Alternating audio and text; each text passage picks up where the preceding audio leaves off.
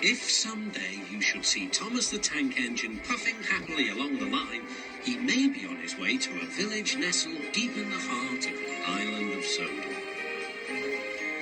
One December morning, Thomas whistled to all his friends. "It's nearly Christmas, and I'll bring you lots of letters and parcels."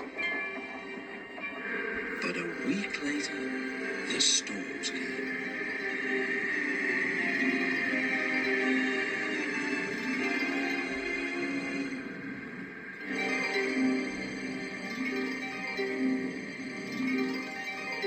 The island was covered with thick snow.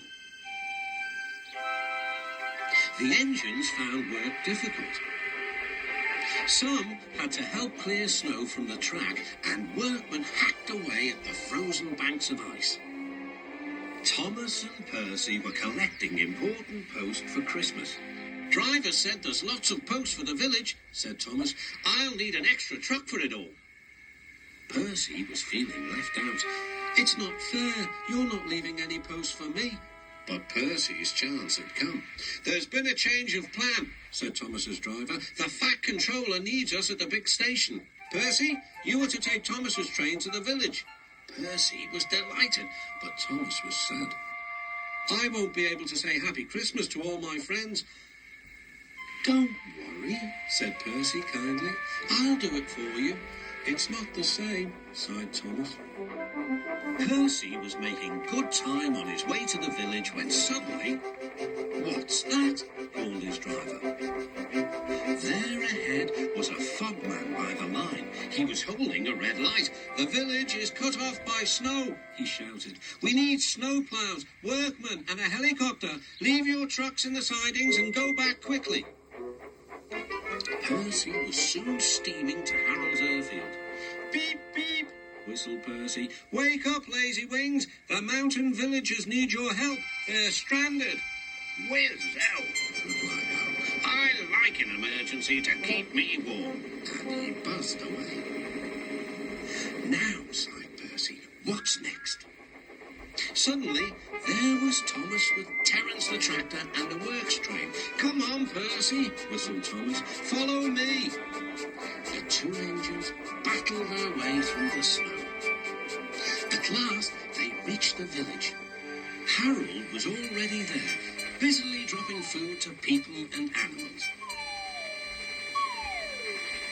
Terence quickly got to work.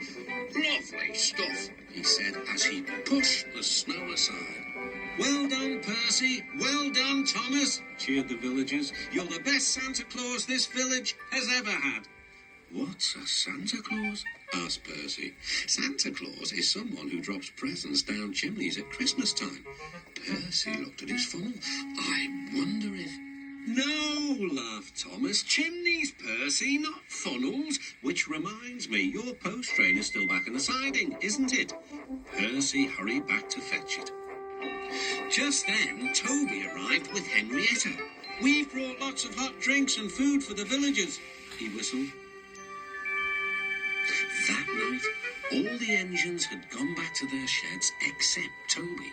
The villagers had made a plan to thank the engines. They loaded paint pots and parcels into Henrietta, then they set off through the moonlit countryside. All the engines were fast asleep in the sheds as Toby ran silently into the yard.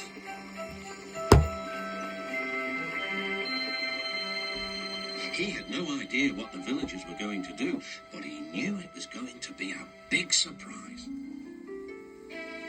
When the engines woke the next morning, they could not believe their eyes. The sheds had been repainted and decorated.